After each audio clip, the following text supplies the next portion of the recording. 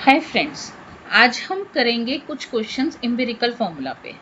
Because बहुत बार empirical formula पे एक क्वेश्चन आ जाता है, होता बहुत इजी है, पर कभी कभी हमें जस्ट एक मन में हिचक होती है कि शायद थोड़ा डिफिकल्ट है। बट स्टिल मैं इसके लिए दो तीन क्वेश्चंस आपके सामने प्रेजेंट करना चाहूँगी, सॉल्व करना चाहूँगी। सो एम्पिरिकल फॉर्मूला होता क्या है? एम्पिरिकल फॉर्मूला होता है किसी भी कंपाउंड में जितने भी एटम्स प्रेजेंट हैं, जितने भी डिफरेंट एटम प्रेजेंट हैं, carbon, hydrogen, oxygen, sulphur, anything, उसके सिंपलेस्ट रेशो, उसका मॉलिक्यूलर फॉर्मूला नहीं, उसके मॉलिक्यूलर फॉर्मूले में प्रेजेंट डिफरेंट एटम्स की सिंपलेस्ट रेशो। इसका एक एग्जांपल देती हूँ मैं आपको, जैसे कि ग्लूकोज है C6H12O6। अब इसका मॉलिक्यूलर फॉर्मूला है C6H12O6, ये तो मॉलिक्यूलर फॉर्मूला हो गया, राइट। बट इसका एम्पिरिकल फॉर्मूला होगा इसकी सिंपलेस्ट रेशो, मतलब कार्बन, हाइड्रोजन एंड ऑक्सीजन के जितने भी एटम्स हैं उनके सिंपलेस्ट रेशो हमें देख के ही पता चल रहा है, इट इज 6, 12, 16। सो सारे के सारे जो हैं वो 6 से डिविजिबल है। सो अगर हम इसको 6 से डिवाइड कर दें, so it will become C1H2O1। So empirical formula इसका बन जाएगा CH2O। ओके, सो ये बन जाएगा इसका empirical formula. Means empirical formula क्या है, इसमें रहेंगे तो कार्बन, हाइड्रोजन, ऑक्सीजन ही, लेकिन वो सिंपलेस्ट रेशो में रहेंगे, राइट। अब हम इसके एक क्वेश्चंस करते हैं।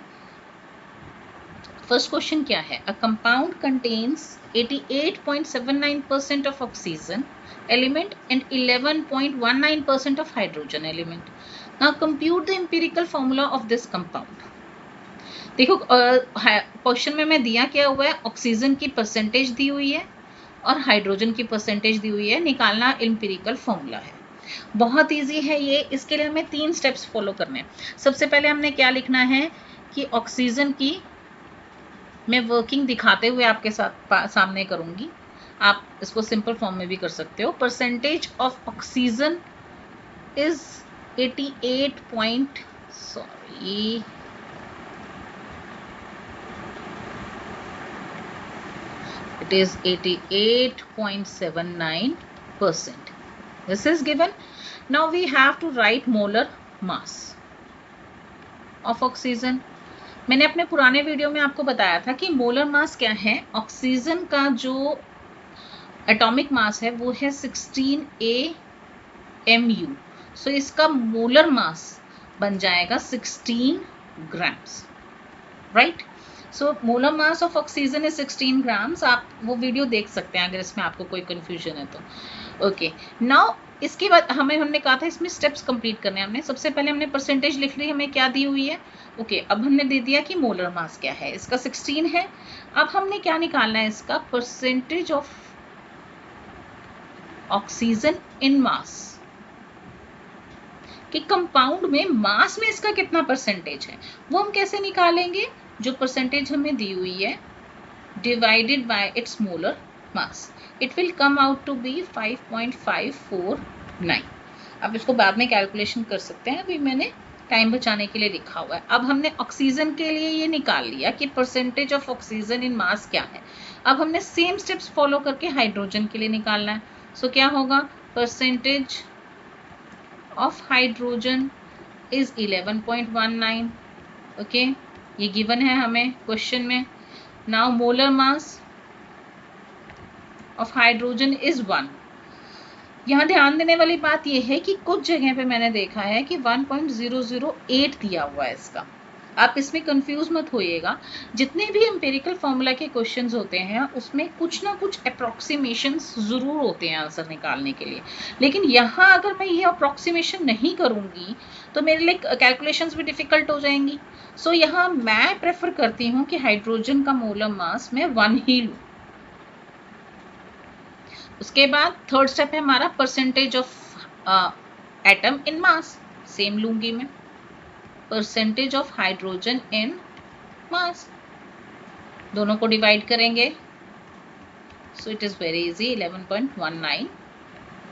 Okay, now what will happen, अब हमने ऑक्सीजन की निकाल ली, हाइड्रोजन की निकाल ली। अब मुझे चाहिए एम्पिरिकल फॉर्मूला। इसके लिए मैं क्या करूंगी, इन दोनों का रिलेटिव निकालूंगी, relative masses in ratio। This means कि मुझे दोनों का रेशो निकालना है, hydrogen ratio oxygen. That is hydrogen का कितना है 11.19 एंड ऑक्सीजन का क्या आया था हमारा 5.549। छोटा कौन सा है, लोअर वन कौन सा है, ऑक्सीजन का, तो इसी से दोनों को डिवाइड करेंगे।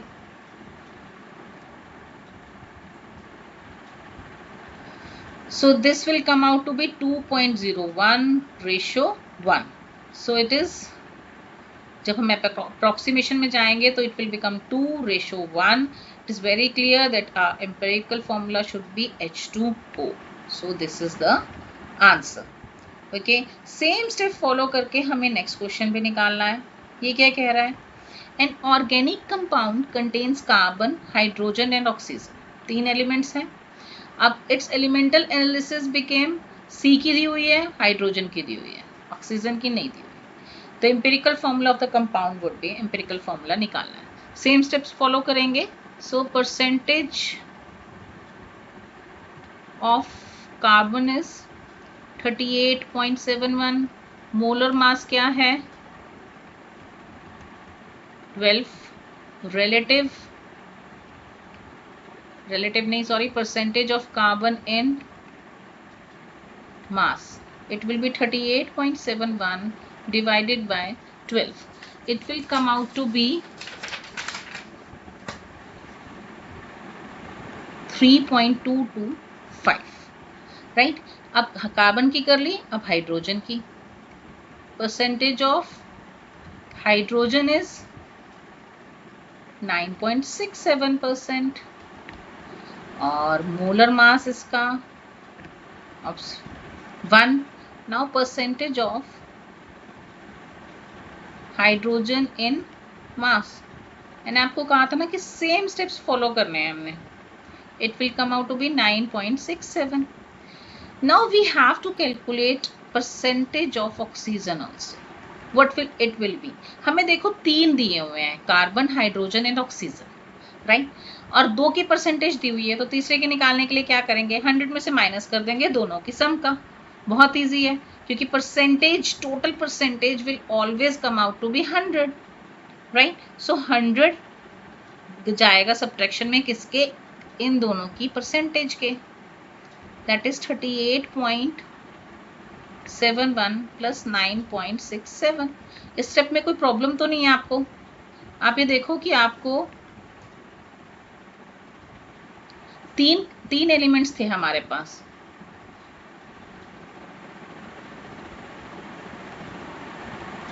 हमारे पास 3 एलिमेंट्स थे, 2 की परसेंटेज हमें दी हुई है, तो थर्ड की परसेंटेज डेफिनेटली किस में से आएगी, तीनों की परसेंटेज का टोटल होना चाहिए 100, राइट? सो 100 माइनस कर देंगे कार्बन की परसेंटेज से और इसको प्लस करेंगे हाइड्रोजन।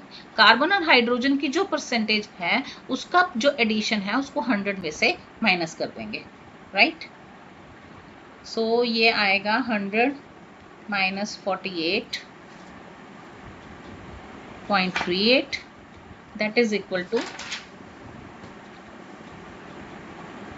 51.62%। यहाँ की परसेंटेज ऑफ ऑक्सीजन। अब नेक्स्ट स्टेप क्या है, molar mass.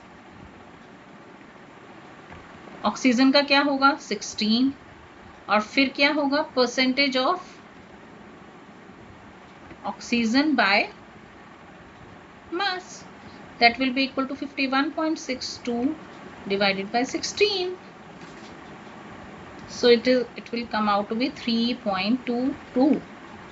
Interesting figure. So it is just equal to this. Now I don't have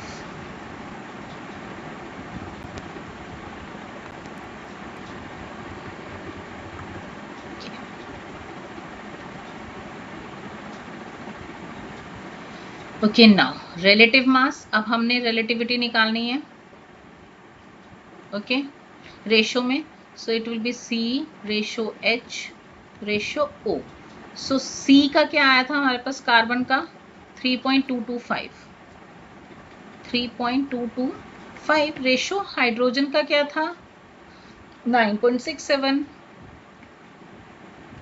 ratio oxygen का 3.22। लोएस्ट वन कौन सा है? 3.22, इसी से तीनों को डिवाइड कर देंगे, right? So this will come out to be nearly 1, this will come out to be 3, and this will come out to be 1. So it is 1:3:1. This is carbon, hydrogen and oxygen. So empirical formula क्या होगा? CH3O. देखते हैं वहां है कि नहीं है। बिल्कुल, फर्स्ट ऑप्शन इज करेक्ट। अब कोई डिफिकल्टी है इसमें? हमने 3 स्टेप्स फॉलो किए, परसेंटेज लिख ली, फिर मोलर मास लिखा, फिर परसेंटेज ऑफ एलिमेंट इन मास निकाला उन दोनों को डिवाइड करके, और फिर एंड में क्या किया, जितने भी एलिमेंट्स प्रेजेंट थे उनकी रिलेटिविटी निकाल ली उनकी रेशो से। रेशो निकालने से के लिए क्या किया, जो सबसे कम अमाउंट थी उससे तीनों को डिवाइड कर दिया, राइट? इस टाइप के क्वेश्चन में मुझे नहीं लगता अब आपको कोई प्रॉब्लम आनी चाहिए। फिर भी अगर कोई क्वेश्चन आपके पास है तो आप कमेंट बॉक्स में मुझसे पूछ लेना। अब थर्ड क्वेश्चन है हमारे पास हाइड्रेशन वाला। ये एक डिफरेंट टाइप का क्वेश्चन है जो इंपेरिकल फॉर्मूलाज में आता है। इसमें क्या है, सोडियम सल्फेट का सॉल्ट दिया हुआ है हमें, जिसमें N दिया हुआ है, मींस हमें नंबर ऑफ वाटर मॉलिक्यूल्स नहीं दिए हुए। अब सबसे पहले हमें पता है क्या हाइड्रेटेड सॉल्ट क्या होता है। हाइड्रेटेड सॉल्ट होता है जिसमें वाटर अटैच होता है सॉल्ट के साथ, और एनहाइड्रस होता है जिसमें वाटर नहीं अटैच होता। यानी कि इसका एनहाइड्रस सॉल्ट क्या होगा, सोडियम सल्फेट वाटर मॉलिक्यूल्स के साथ वाले का only sodium sulphate, that is Na2SO4. Now I will read the question for you. The hydrated salt Na2SO4, that is sodium sulfate with water, undergoes a 55% loss in mass on heating. Okay, it is undergoing 55% loss of mass in on heating. अगर heating से 55% mass lose हो रहा है तो that means water का जो mass है and becomes anhydrous. So बिल्कुल anhydrous हो गया है. So that means जो water NH2O है that is 55, that consists of 55% mass. 55% mass इसमें से water का है. The value of N will be, value N हमने निकालनी है। आपको मेरी बात समझ में आ गई कि हमारे पास एक मॉलिक्यूल में दो कंपोनेंट्स हैं, सोडियम सल्फेट का एक कंपोनेंट है, एक कंपोनेंट है वाटर का। अब इसमें क्या है, वाटर अगर लॉस हो गया है तो 55% मास हमारा लूज हो गया है। तो दैट मीन्स जो वाटर का मास था पहले वो 55% था। यहाँ तक ठीक हूं मैं? ठीक है। तो सबसे पहले हम निकालेंगे mass of Na2SO4। Molar mass of Na2SO4 क्या होगा, दैट इज सोडियम सल्फेट। क्या होगा, मैं आपको यहाँ वर्किंग दिखा देती हूँ इसकी। 2 × 23 सोडियम का मास प्लस इसका 32 सल्फर का। ऑक्सीजन का क्या होता है, it is 16 × 4, so it will come out to be 142. so simple mathematics है, अगर 45% mass is equal to 142 grams तो 100% मास कितना होगा, 142 divided by 45 into 100, that will come out to be 315.55. That means जब तक हीटिंग नहीं हुई थी, यानी कि जब तक हमारे पास हाइड्रेटेड सॉल्ट था, तब हमारा टोटल मास कितना था, 315.55, 100% मास यानी कि टोटल मास। अब हम कैलकुलेट कर सकते हैं कि अब सोडियम सल्फेट का मास है 142, टोटल मास है 315.55, तो कितना वेट जो था, कितना मास था, वो वाटर का था, यानी कि mass of NH2O was 315.55 subtracted by 142, that will come out to be 173.55, right? हो गया यहाँ तक, कोई दिक्कत नहीं है। हमारे पास टोटल था Na2SO4 का था, मैंने सिर्फ सब्सट्रैक्ट करके NH2O का मास लिया। अब H2O का मास कितना है, ओनली 1 H2O का मास, that is 2 + 16 18, right? अब one molecule of H2O का मास है 18 और हमारे पास टोटल है 173.55. So what will be the value of n? It will B 173.55 divided by 18. It will come out to be 9.64.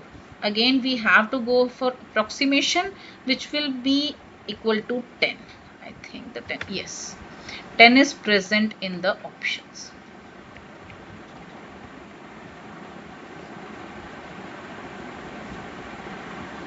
Right? So 10 is the answer for this question. I think you have liked the video. Bye bye.